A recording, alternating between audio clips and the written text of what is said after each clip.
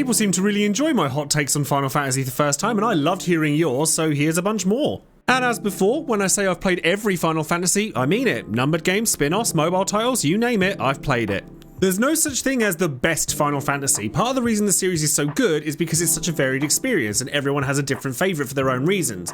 9 and 5 are my favourites, for example, but some people love 12 or 4 or even 2, though watch out for those guys, they're as rare as unicorns. People like to rag on Final Fantasy 13 for being too linear, but in reality most Final Fantasy games are actually very linear themselves until the final third of the game, especially Final Fantasy 10, which is a fan favourite. It's just more pronounced in 13 because there's no towns in it, which is a fair critique. Tons of people want old school Final Fantasy experiences and decry the new ones while conveniently ignoring the games that already cover that role really well from Square Enix. Dragon Quest, Fantasian, Octopath Traveler, and a personal favourite, Bravely Default, are all great game series with titles that are released pretty consistently. Dissidia Final Fantasy Opera Omnia was actually a fantastic game, at least for the first couple of years of its live service existence, and proved that the Dissidia formula actually works really well with the turn-based format. It'd actually be pretty fierce to see a full console version of it. Everyone says that Kefka is the only villain who won in Final Fantasy, but that's a flat-out lie. Other examples of villains who won include Ultimecia, Kuja, Ardyn, and if anyone truly won, it's Garland, as there's no way of knowing whether the time loop was ever truly stopped.